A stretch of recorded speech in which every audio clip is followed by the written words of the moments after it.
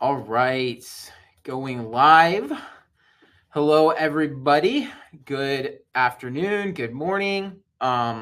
Excited to have you here. We are about a minute early. Congratulations on those of you who are already here. Typically, people show up a minute or two late, so we're going to wait for another minute or two before we actually get rolling.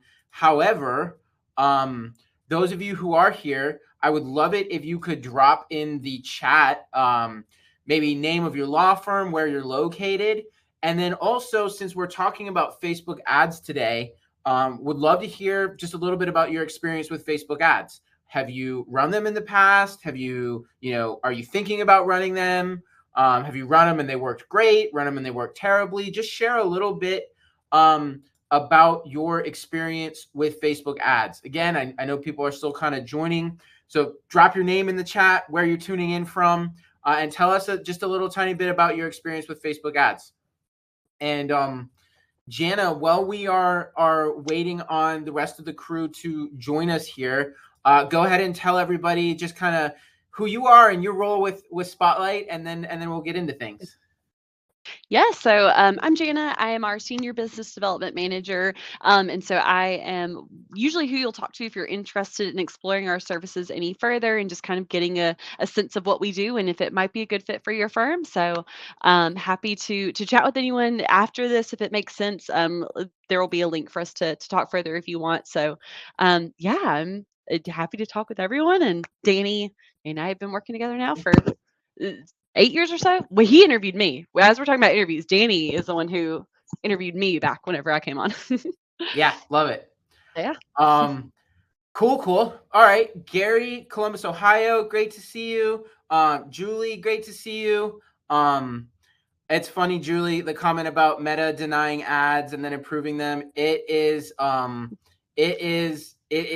a full-time job to keep up with Facebook and Meta's requirements and approval process, and dealing with then trying to get customer support and figure out why they denied it. And of course, they love to deny your ads but not tell you why, and you're just like, what's going on? So completely get it.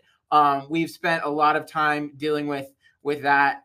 So completely get it. So listen, we're one minute past 1 o'clock here. Going to get rolling. For those of you, people are still kind of popping in right now. So it's always great to hear kind of who's with us, who's in the room. So drop in the chat, name of your law firm, maybe where you're located, and give us a little bit of just your experience with Facebook ads. Today, the topic is all about Facebook ads.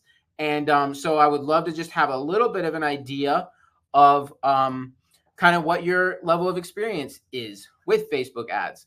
And that said, we are going to go ahead and get rolling. So again, guys, if you've been on a webinar with me in the past, we like to keep it conversational. We like to keep it practical. So just a couple things before we get into it. One is, my goal here is for you to walk away with some concrete knowledge that you can put into practice right away. So please do keep a notepad handy or a note app on your phone or your computer or whatever.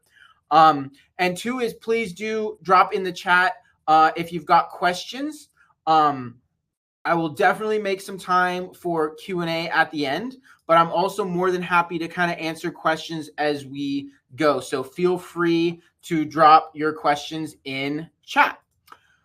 With that said, the topic today is how, when, and why to use Facebook ads for your law firm. I know a small percentage of folks who registered and maybe in the room are not actually law firm owners, and you may be in a different industry. And I'll tell you, 90 to 95% of what you're going to learn here is going to translate.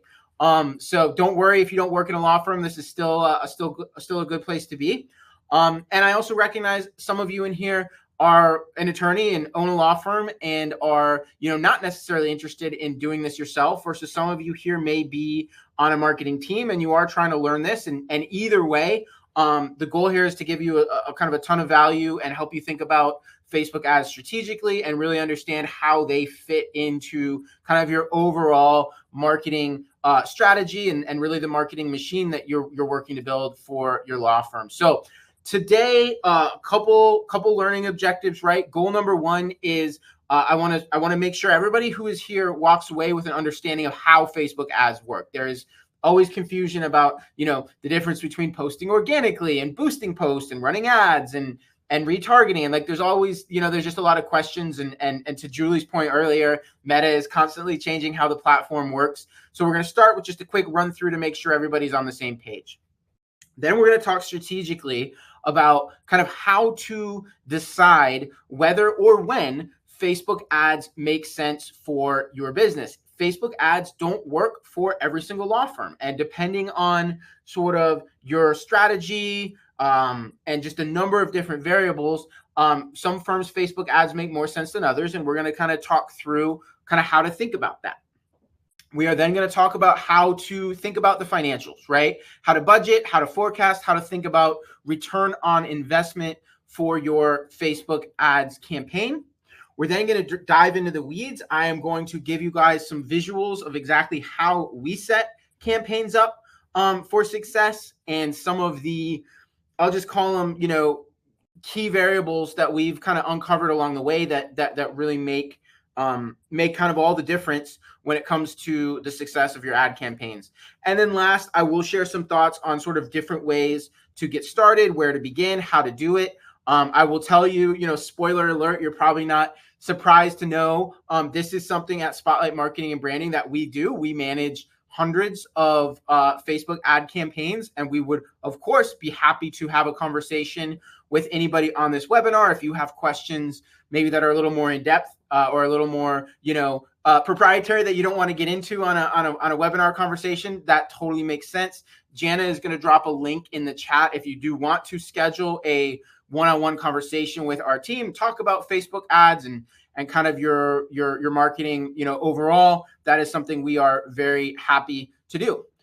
So that said, and again, a few more people have joined in the last couple of minutes. Guys, please don't hesitate to drop questions in chat if you have them. I will do my best to address them as we go. And with that, let's start just talking kind of from a, technical perspective. What exactly are we talking about with Facebook ads? And I'm going to run through a couple of examples here. At its simplest, this is a Facebook ad. And you are going to see basically three elements, right? Your eye is probably first going to the creative, right? We call this the creative. In this case, it's a photo that our team, uses Canva to add a headline and a logo, right? This is one way to approach creative. You can also use video. Video often works well in ad creative as well, right? So there's a creative element to it. And then there is written copy up at the top. In this case, hurt in a car accident. We are here to help. Why work with us, right? And we've got some copy. And then down at the bottom is the actual call to action. So if they click on this button, what's going to happen? And we'll talk about this as we go. There are plenty of options. Facebook gives you a number of different options. In this case, this is an ad designed to drive a consultation. So if you click that book now button, it would take you to a page where you can actually go ahead and book a consultation, right? So at its simplest, an ad is just creative, some written copy, and a call to action. Now, what makes Facebook ads so cool is that we also get to choose who we put the ads in front of, right? So you create the ad, but then you run through a process of audience targeting. And again, this is why Facebook ads are such a great tool. And hey, I should also clarify this. When I'm talking about Facebook ads, it's really technically speaking Meta ads, and it comprises both Facebook and Instagram. So as we're talking about Facebook here, just be aware that this is the sort of exact same process used for Instagram. And so when we're running Facebook ad campaigns for law firms, we're also running them on Instagram in almost every case. And so Facebook and Instagram give us a lot of really great targeting functionality. And this is just one example. This is an audience that we built for an estate planning firm here in Charlotte that with this campaign specifically wanted to target parents with young children. And so here's an example of the audience we built. The first thing we did was kind of identify their geographic radius, and they identified that people aren't generally going to want to drive more than about 10 miles to get to their firm. And so that was the geographic radius that we landed on. You get to choose age range, right? In this case, 28 to 45. This campaign is specifically targeting women. Then you get to do some fun stuff and really get into filtering your audience by, whatever variables are important to you. So in this case, the next thing you'll see here is we actually filtered out the lower 75% of this population in terms of household income. So we're only targeting folks in the top 25% household income, which is really important for this law firm and really for a lot of law firms, because most of you, from having, hundreds of these conversations, your best clients tend to be middle income, upper income, high net worth, right? Folks with disposable income that they can, afford to hire you. And so this is a filter we use pretty often. The last thing we did here was, again, we're targeting moms of young children. And so Facebook gives us the ability to target, basically what we did here was parents with kids who are age 5 or under. And so right here, what we've created is an audience that basically it's mothers within a 10-mile radius of this law firm that have kids 5 or younger and are in the upper 25% of household income. So as you can see, it's really, really specific, and you get to be really choosy about exactly who you want to see your ads. Really big deal. Just about the most important thing your marketing needs to do is attract the right types of folks to your law firm, and Facebook, Instagram ads make that fairly easy. So then ultimately you set your audience, and then that's who's going to see your ad. Now, one thing I really want to, be sure that we're all on the same page strategically about is Facebook ads are not search-based, right? Most law firms are pretty familiar with either SEO or Google ads, which work very differently, right? You decide who is going to see your ad based on the search phrase they typed in, right? And so there are pros and cons to that, and we'll talk about that in a few minutes. But the main point I want you to walk away with at this moment is Facebook and Instagram ads are very, very targeted in terms of who's going to see your stuff from a demographic perspective, from a hobbies and interest perspective, but it's not driven by a specific search action. It's just going to show up in their news feed if you have selected, if they fit your audience criteria. Couple other just kind of clarifiers to get out of the way, right? There is sometimes some confusion around organic posts on Facebook. Most of you probably at this point have a Facebook page. Hopefully you're posting content on your Facebook page. That's not the same thing as running an ad campaign, right? An organic post is when you just go to your page and you post something. Could be a video, could be a photo. You post something organically. You're not spending any money on it. You are just posting it. And don't get me wrong, that's a good thing to do. You want to have organic content on your page, but you have to understand that on average, an organic post is only going to reach about 5% of the people that are following your page. So if you have 1,000 people following your page, like, first off, congratulations. That's a great number, and it probably took you some time to get there. That's cool. But the way Facebook now operates is that if you've got 1,000 people following your page and you post organically, on average, only about 50 people are going to see it. And this is like a big change. For those of you that jumped into Facebook, years ago, it didn't used to work this way. It used to work where if you followed or liked a Facebook page, you were generally going to see the majority of the content that they posted. And so if you had 1,000 people following your Facebook page, and you post organically, you're going to reach hundreds of those people. Over time, as Facebook has rolled out their ad platform, it has really become much more of an ad-driven ecosystem. And what that means is if you are not participating, if you're not spending any money, you just aren't reaching very many people. Of course, there are posts that can go viral. Of course, there are always exceptions. But on average, your organic content is just not reaching a very large audience, and you have very limited control over who those people are, right? You don't get to choose demographics and interests and some of these things that I just walked you through. So really important to understand, there is still value in posting organically, and we could probably do entire webinars on why. For one thing, just a quick answer, a lot of times before someone hires your firm, they're going to go investigate your Facebook page, and they want to see content there, right? And so your organic content serves that purpose, as well as some others, but it is very limited in terms of the actual audience you can reach. The other thing I want you to understand, and we have this conversation a lot too, boosting your post is not the same as a full-on ad campaign. Now, boosting your post can be valuable. It's a great way to reach a much higher percentage of your audience. One of the things that would happen if you click on this boost button, the first thing you're going to do is choose who you want to see your boost. And one of your options is people who follow my page, right? And then there are some other options as well.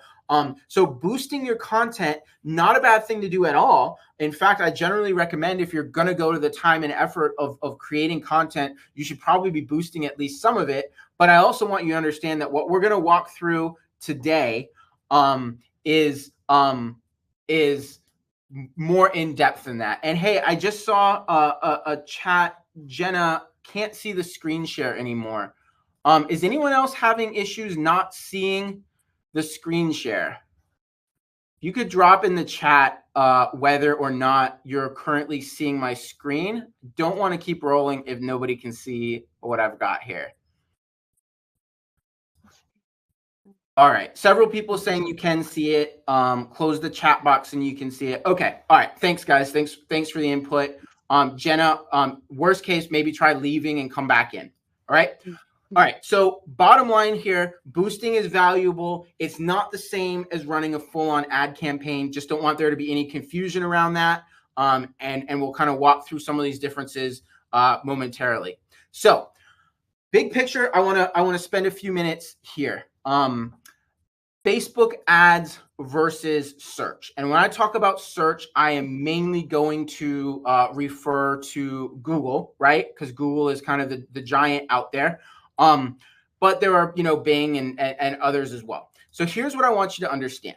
Just a moment ago, I gave you an example of what targeting looks like on Facebook, okay? And how specific we can get in terms of who is seeing your content. The audience that we built was basically mothers with children under age 5 in a very specific geography, in the top 25% of income, right? That's who we're putting our ads in front of. Now, I want to contrast that with a search here on Google. So this is a Google search, and the phrase is divorce attorney near me, right? And when I took this screenshot, I was at home in Huntersville, North Carolina.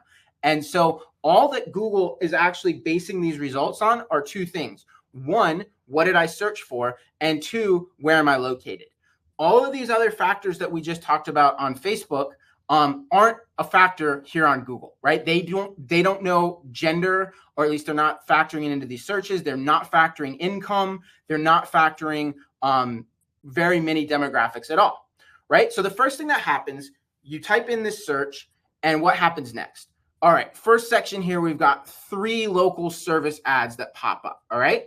Next thing that happens is we've got pay-per-click ads that pop up.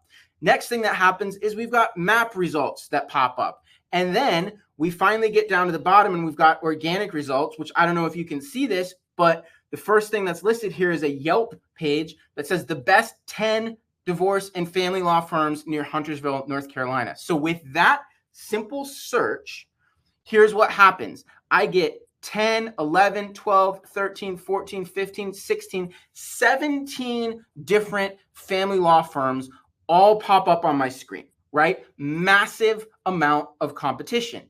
And so when we're talking about Facebook ads versus search, one of the things I want you to understand is that because Facebook ads are not search driven, there is very little competition, generally speaking, in most markets on Facebook ads. Your ads are going to be showing up in a news feed, and what they're going to see around your ads are going to be, content from their family and friends, maybe content from groups they're part of, maybe some ads, but like for other products, right? You are not going to show up in a highly competitive environment like what we create on Google. So that is a huge upside to advertising on Facebook. There's much less competition there. Now, by the same token, it's also worth noting that when someone goes to Google and actually types in divorce attorney, there is a higher likelihood that they're looking to make a move right now, okay? Because Facebook is not search driven. on average, the folks you're reaching in Facebook are not quite in that same category in terms of high buy intent. Some of them are, some of them can be persuaded, right? But when you go to Google and type in divorce attorney, odds are you're looking to call around. Okay, so that is, if you're looking for those sort of hottest possible leads, that's a reason to think about Google. Also important to think about the difference in targeting control, right? I just shared on Facebook how specifically targeted we can get. And on Google, you cannot get nearly that targeted. You can basically, your options are basically limited to geography and the actual search phrases that you want your ads to show up for. So I'm not sitting here telling you that in all circumstances, Facebook ads are better or Google ads are better. What I'm trying to do here is just help you understand sort of the different tools available. And Facebook ads has some definite advantages over Google, and Google has, at least in certain cases, some definite advantages over Facebook ads. And so here's kind of how I would summarize this, right? When you are advertising on search, those leads tend to be more highly motivated, but they also are almost certainly calling 2 or 3 or 4 other firms before they actually make a decision about who to go with. Often they are basing their decision on 2 factors. One is just price. They are calling around looking for the cheapest possible law firm. I just had a conversation yesterday with a family law firm in Atlanta that's generating, I want to say 60 or 70 leads from Google every single month. And the challenge is that the vast majority of them are tire kickers, they're price shoppers. And so you often end up in a scenario where you've got a high volume of leads, but very few of them are actually qualified. The other thing they're often doing is literally just talking to the first person that answers the phone. And some law firms that have a really great intake system and always have someone that can answer quickly or return a call very quickly have an advantage over some smaller firms that maybe can't always answer the phone on the first ring and maybe take a little longer to get back to a prospective client, right? So that's part of making that decision, is just being realistic about what are your intake capabilities, right? Who do you have answering phones and how quickly are they responding and things like that. Okay. Next factor, search leads tend to be quite a bit more expensive than Facebook and Instagram leads, because this is where all the law firms are going, right? When you ask, most law firms what their marketing looks like, 90% of them are doing something on Google. They're either doing SEO, they're doing Google ads, they're doing local service ads. Again, you can understand why, but the reality is Google ads and really all search platforms are very, very saturated, right? And so because these things work basically in an auction format, the more competing advertisers you have, the more expensive it gets. So Google ads tend to be quite a bit more expensive than Facebook ads. Other end of the spectrum, Facebook ads can be much more precisely targeted. You can decide exactly who you want to see your ads. Also worth understanding, Facebook leads are often earlier in their buying cycle, right? And there's both a pro and a con to that. That can be both a good thing and not always a good thing, right? It just depends on your strategy.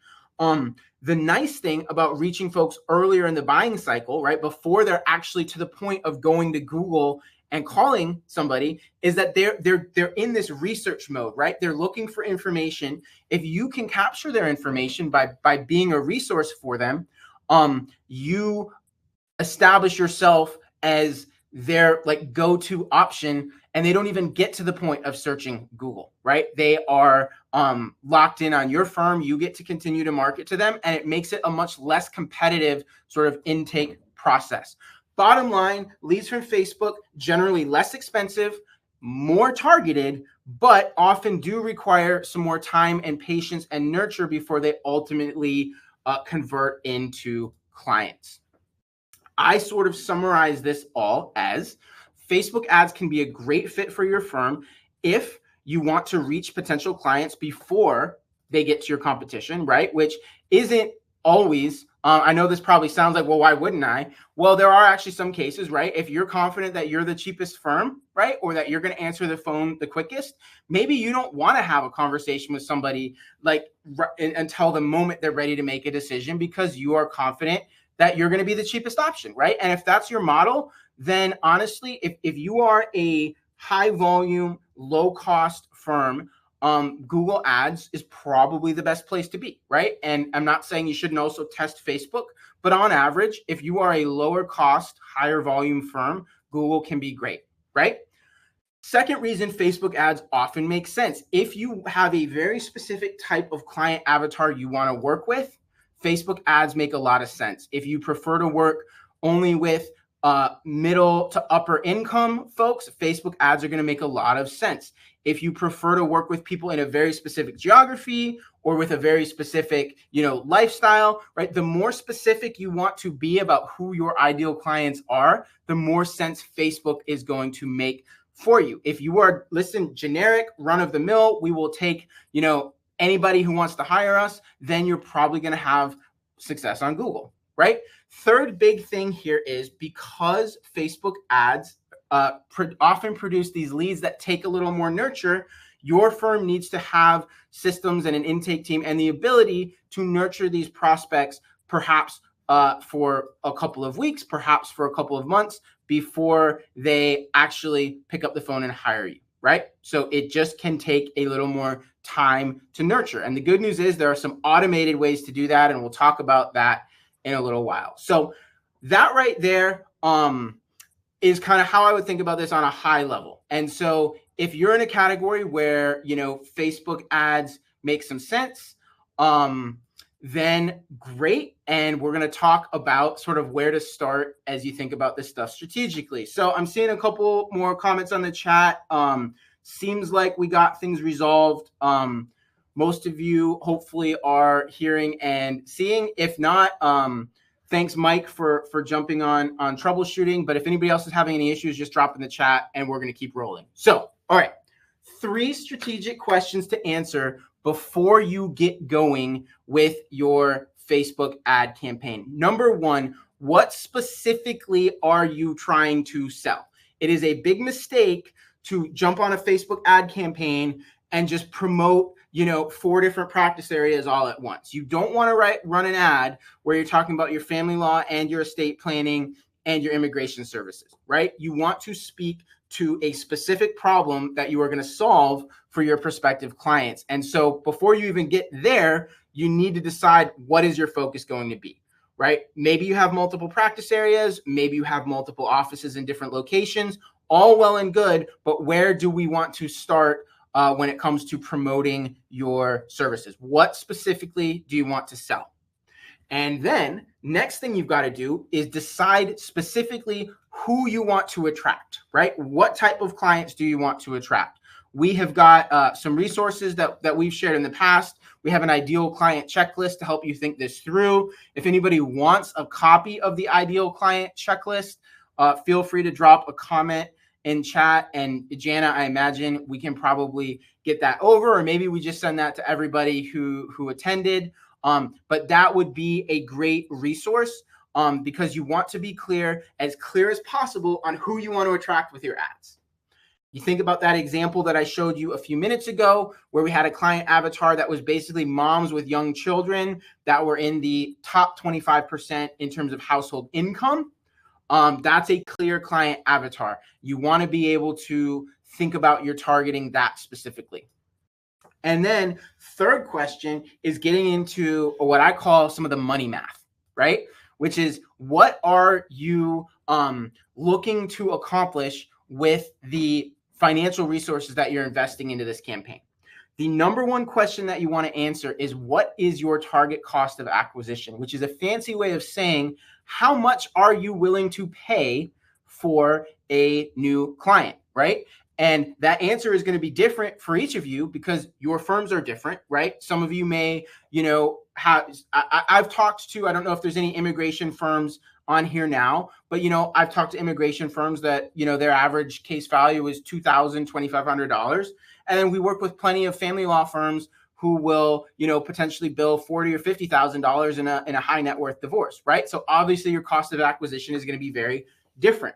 but I'm going to walk you through a process that you can use to sort of at least ballpark this. And this is really important because as you're thinking about budgeting for your ad campaigns and assessing whether you're successful or not, this type of information is what you base that on, right? So some hypothetical numbers, right? The first thing we're going to do is calculate average client lifetime value. And that's going to be made up of a couple of different things. I'm going to throw some numbers out here. Let's imagine this is a family law firm, right? Maybe slightly higher price than average, maybe in a mid-market town like Charlotte. And let's think through the fact that there are typically going to be more than one engagement, right? So first time you work with a client, how much are you on average going to be charging them? This example is $7,500. But from conversations with many law firms, we understand many of you will then have multiple engagements, maybe a modification down the road, right?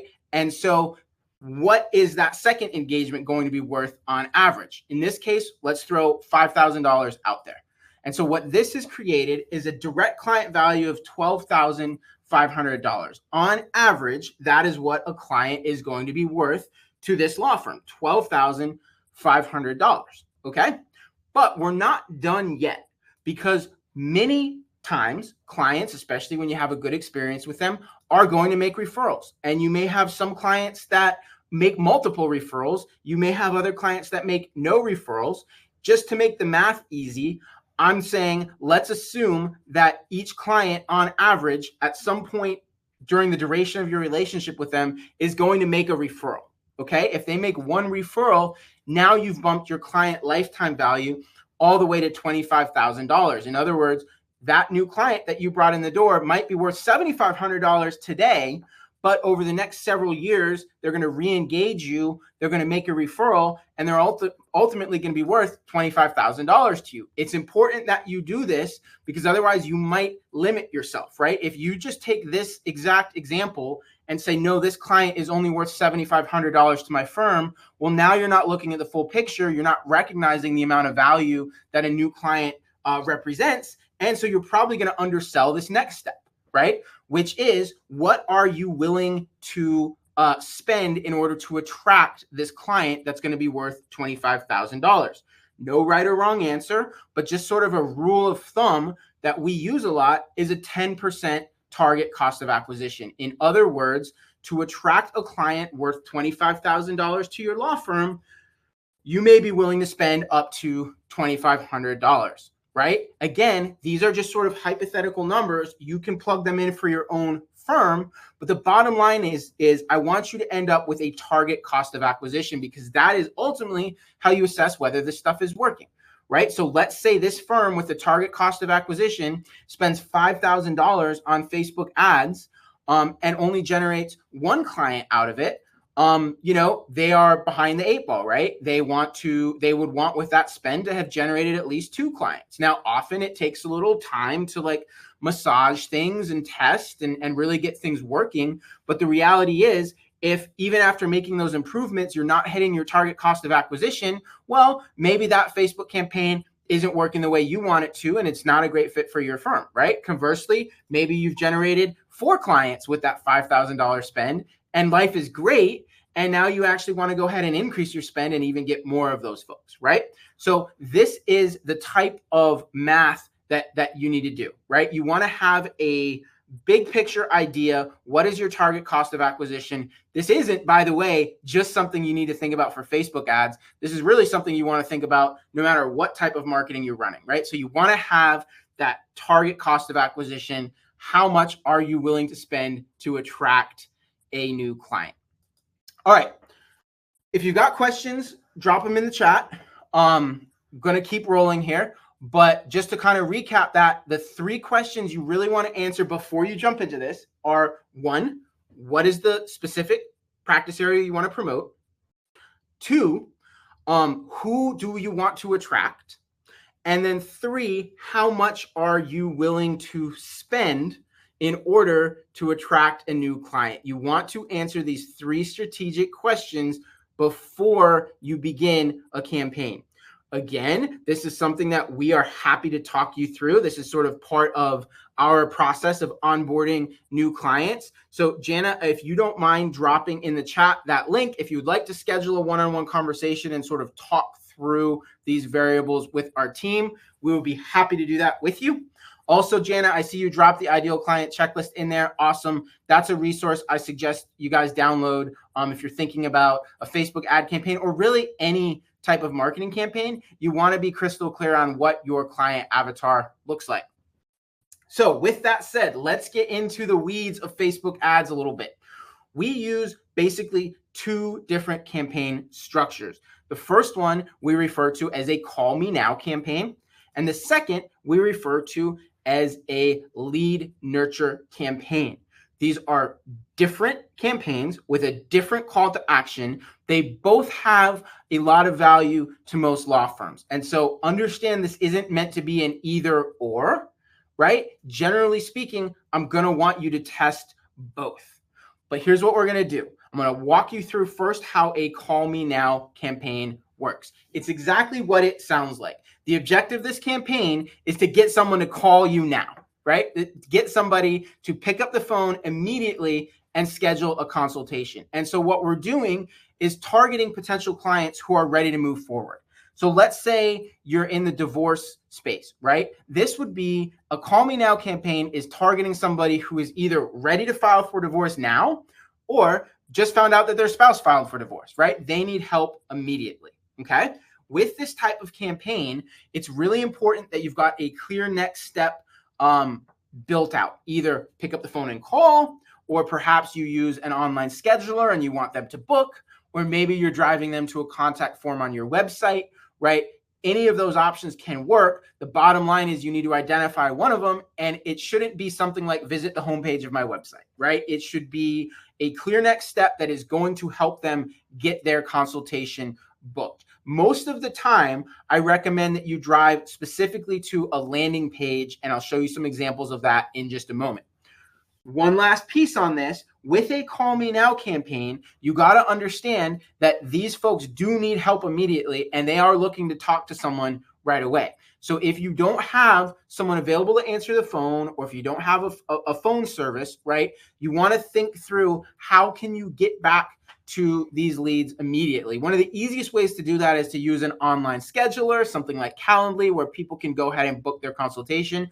But bottom line, you need to help them take that next step quickly. So here's a visual, right? Another place we see a lot of call me now campaigns is in the PI space, right? Someone's injured in a car accident. So we're going to put this ad in their newsfeed. Again, we get to decide who we want to see this stuff. Ad drops in the newsfeed. When they click on the button to book a consultation, we're taking them to a landing page. We use a tool called Unbounce to build our landing pages. There are other tools that can work. The bottom line is you really don't want to drive them to the homepage of your website. And we'll talk about why in a couple of minutes. But the short version is we don't want them to get lost. We don't want them to get hung up reading your blog or your bio or looking for you on a map. We want to capture their contact information, right? And then they can read your blogs. But that's why we use a landing page where really the only option is for them to fill it out and then they can get more information, right? So this landing page is 100% focused on selling them the consultation. Even though in this case it is a free consult, you still got to work to make it kind of appear valuable, get people excited about it, and ultimately turn them into a lead, right? Another example, we do a lot of ad campaigns in other languages, Spanish, Arabic, believe it or not. If your law firm targets clientele who speak other languages other than English, then I'm even more excited about the potential of a Facebook ad campaign for you, because we've generally seen less competition in Spanish speaking and Arabic markets, right? So it's definitely something to keep in mind if you target folks who speak a language other than English. All right, now let's contrast that with lead nurture, right? A lead nurture campaign is targeting those potential clients who are not yet ready to have a consultation. We refer to this as like top of funnel or mid funnel. These are people who are starting to think about hiring you or hiring an attorney, but they're not ready to do it yet. A good example would be in the family law space, somebody who's considering divorce. They're in an unhappy relationship. They've been unhappy for a while. They're starting to research some options, right? They're not ready to have a consultation, but they are looking for information. They're researching, right? And so the idea with a lead nurture campaign is you are giving them something of value to help them with that process, okay? A lead nurture campaign is still going to link to a conversion-oriented landing page. The difference is it's going to be asking them to download a resource, right? Not necessarily schedule a consultation. And I'll show you an example of that in just a second here too. And then once these leads come in, you don't necessarily have to call these people with the same urgency that you do if they requested a consultation. In fact, you generally aren't going to call these people at all. More what you're going to do is nurture it through some email follow-up and maybe some other follow-up channels. The idea is not to aggressively push them to have a consultation. It's more to nurture the relationship, continue to provide value. And that way, when they are ready to take that next step, you are the person that they book that consultation with because you've been a great resource to them kind of all along. So here's how it works. Here's an example. So this is a lead magnet for a estate planning firm, right? And here we're obviously targeting folks that are beyond age 50 or approaching age 50. This is a resource entitled 5 estate planning documents you must have in place by age 50. So boom, it shows up in the newsfeed, right? They click the ad, and now we take them to a landing page. And again, it's not the homepage of the website. We don't want them to get lost. All we're doing here on this landing page is asking for information in order to send them the lead magnet that they are interested in, right? So we capture that information. Once they fill out the form, then a couple of things happen. It triggers what we call a drip campaign, which is a series of emails. And this is something my team builds out for our clients all of the time using programs like MailChimp and some others. And the idea is the first email is just going to deliver the lead magnet. So here is the estate planning document you asked for. There's always going to be a call to action for them to go ahead and take that next step and book a consultation when they're ready. And that might look like just a little PS down at the bottom that says, hey, when you're ready for help with this, if you have questions about this, if you would like our assistance with this, click here to book a consultation.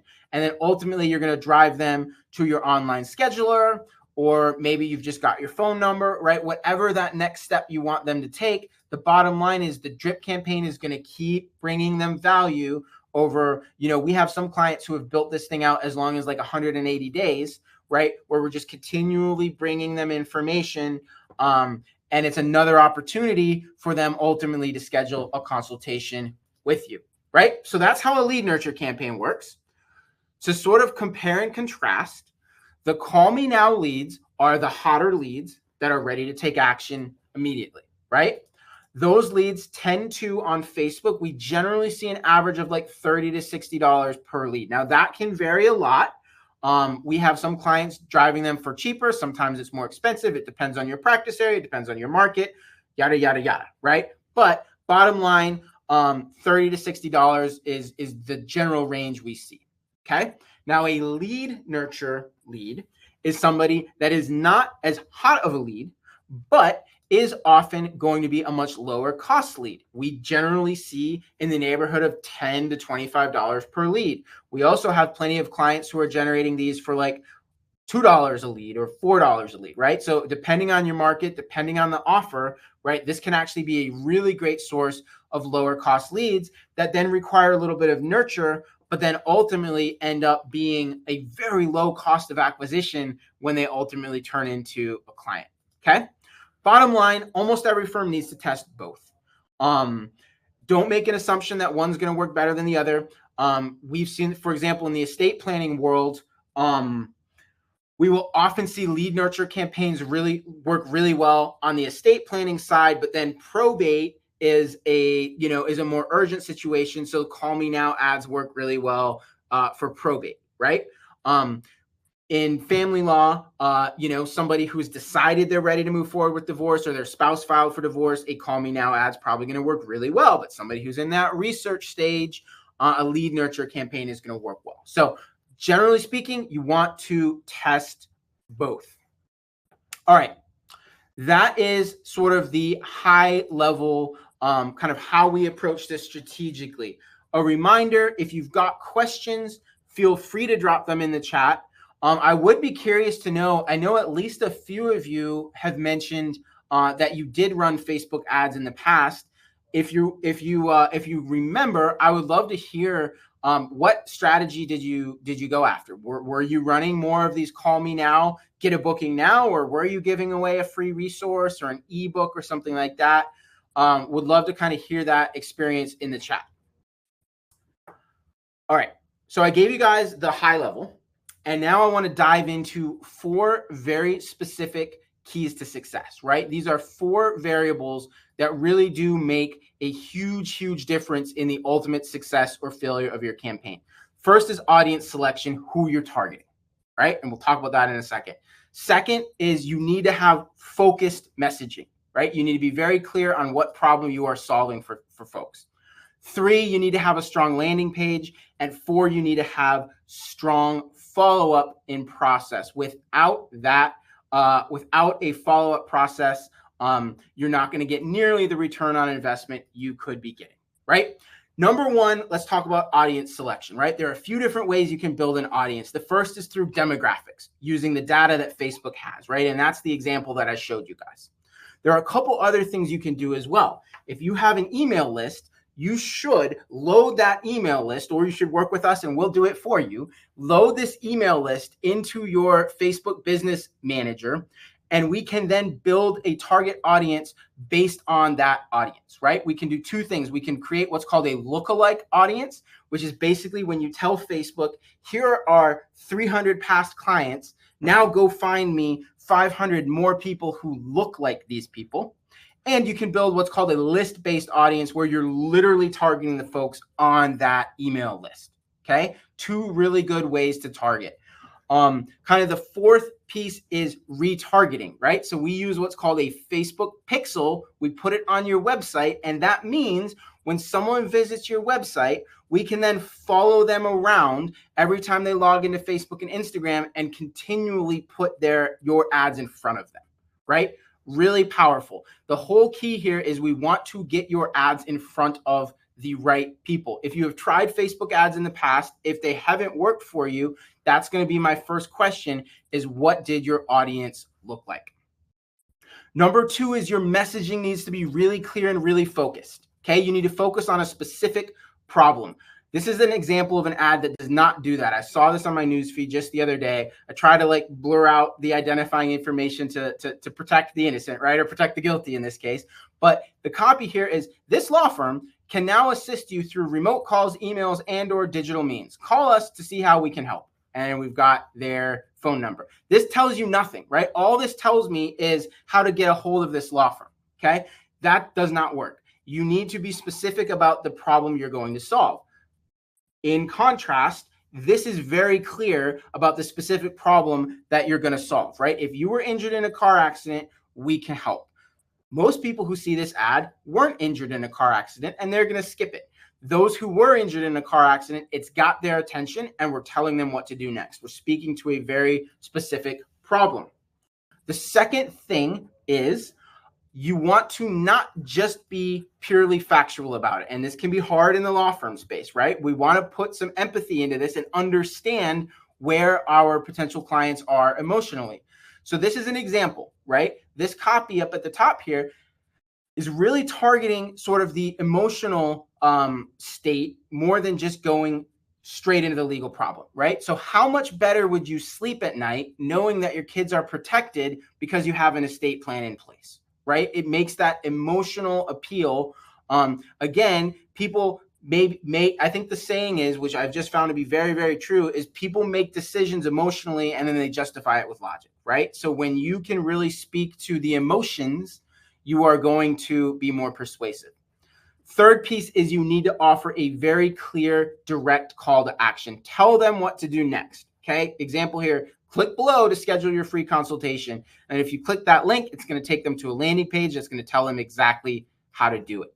Okay? Clear, specific messaging. Third piece, landing pages. All right? If we're driving traffic somewhere, then how that page performs is going to make all the difference. Do not use your website homepage. I already talked about why. We don't want people to get lost, right? A few things that make a good landing page. One is you don't want to have a navigation menu. You don't want to have a menu up at the top that takes them to your blog and to your bio and to your practice areas, right? Because they get lost.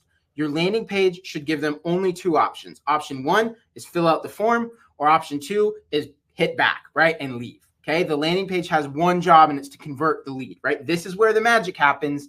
You convert them into a lead. Okay.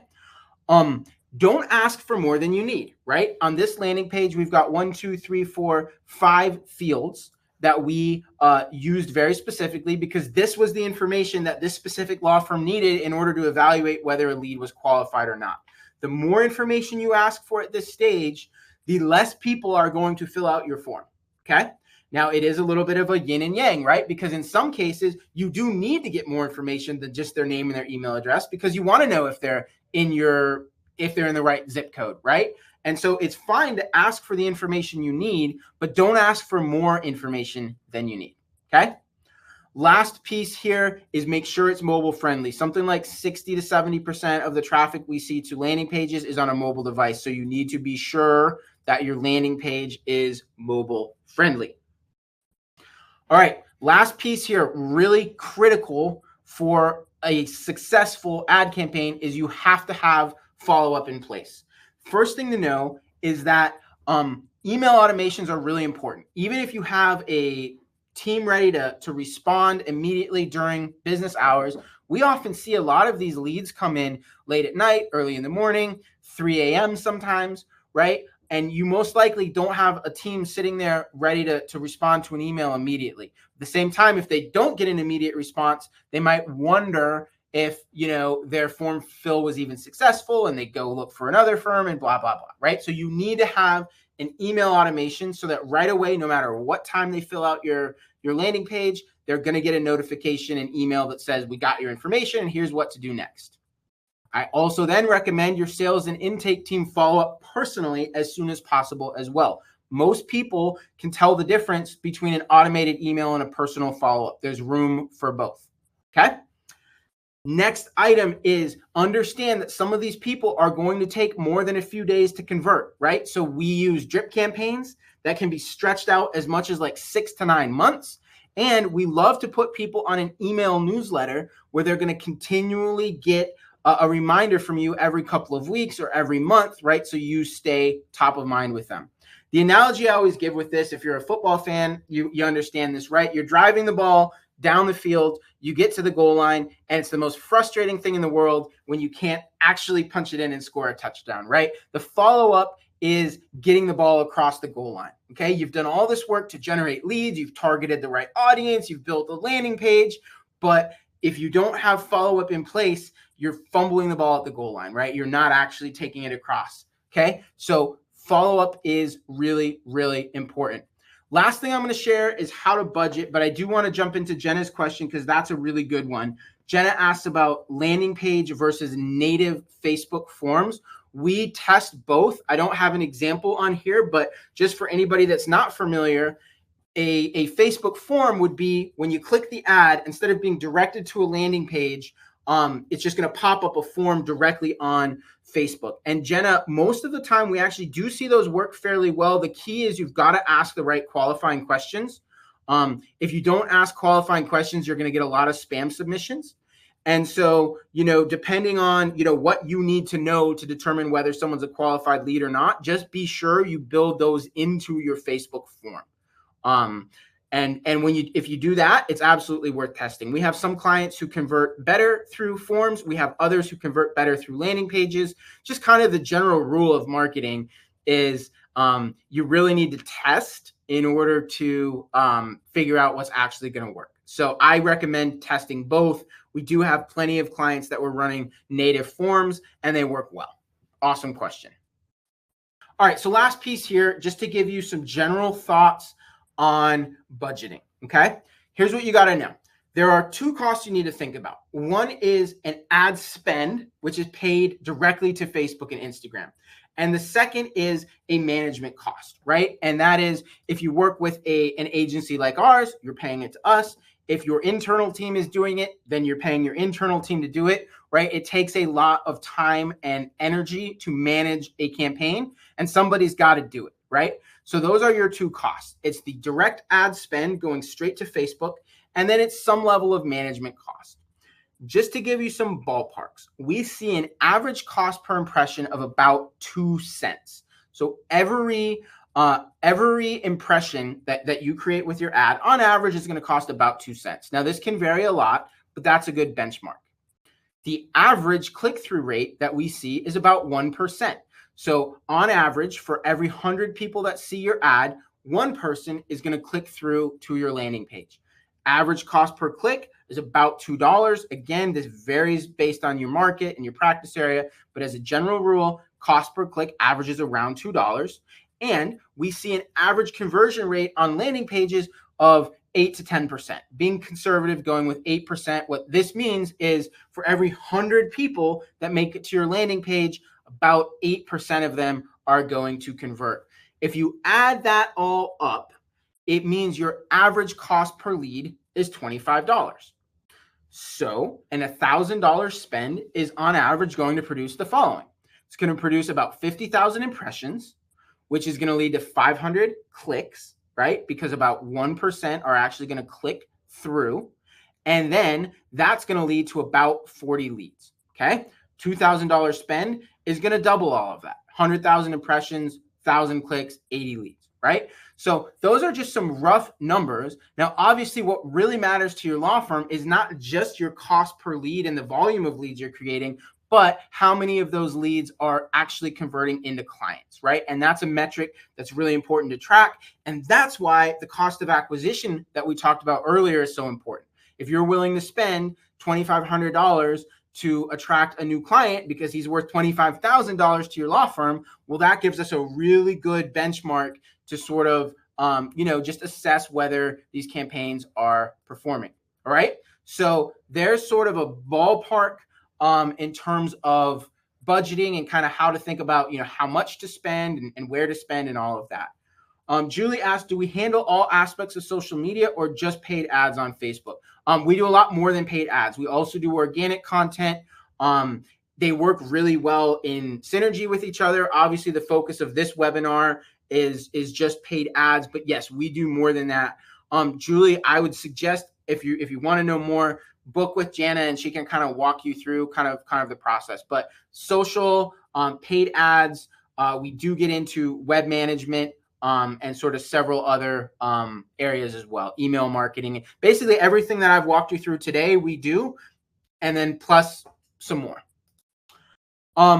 Okay, so wrap up, and then I'm happy to take some questions. There are basically 3 ways to get this done, right? I just walked you guys through the strategy, kind of how to make that decision of whether or not Facebook ads make sense for your law firm. I walked you through our campaign structure, walked you through sort of 4 different keys to success.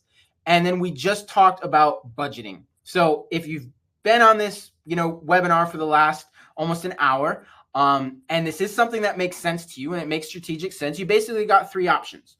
Number 1 is to do it yourself. If you are an attorney and you are on this webinar, please don't do it, right? The amount of time it's going to take you and the amount of frustration it's going to create, this may sound self-serving, but it is not the best use of your time and energy. You can bill your clients a much higher rate per hour than what you would pay a firm like ours to manage this for you, right? Don't do it yourself if you're an attorney. An in-house social manager is an option, right? And some of you may be, on the marketing team, or you may be a marketing coordinator, and maybe this is something that could fall within your wheelhouse. The thing I will tell you is it takes a lot of time and attention and energy to do this at a high level, right? There are a lot of variables that need to be considered beyond just creating an ad, boosting an ad, right? Your audience matters. Your retargeting setup matters, your landing page matters, your drip campaigns matter. There is a lot that goes into this. So if you have a full-time paid social media manager, then this can make sense to be done in-house. If you are a marketing manager, marketing coordinator, Unless you want to spend, 80% of your time doing this, I personally don't recommend trying to do it yourself, right?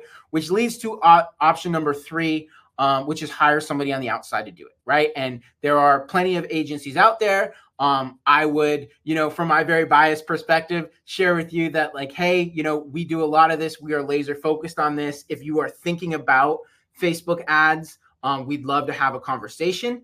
But sure, there are others out there. End of the day, I either recommend work with an outside expert, or if you are going to do it internally, you want to be sure you have somebody who is kind of just about their full-time job.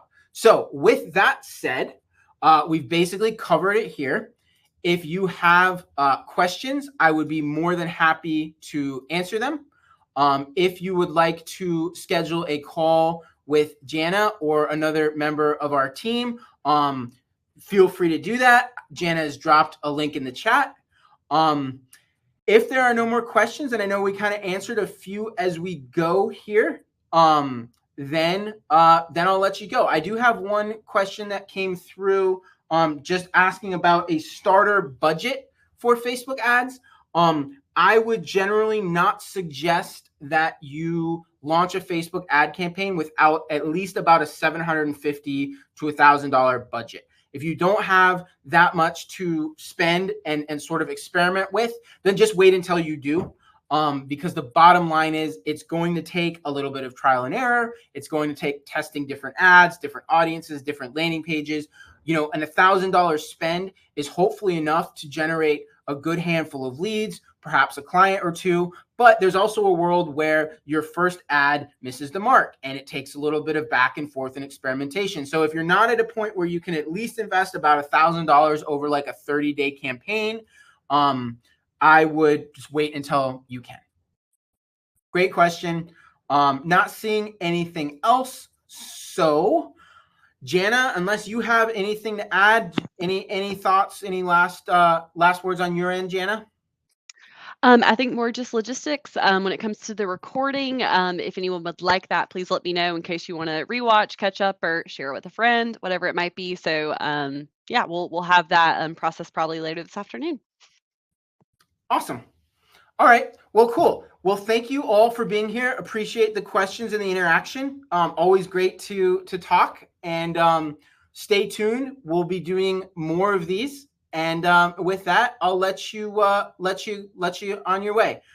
Jana, before I close this out, a couple people did comment that they would love to get the recording. So let's be sure we capture those names, and you'll also get a follow-up email from us. So if you don't get it typed in here, don't worry. We'll get you the recording one way or the other. Hey, thank you all for being here. Great chatting, and we will see you next time. Have a great day.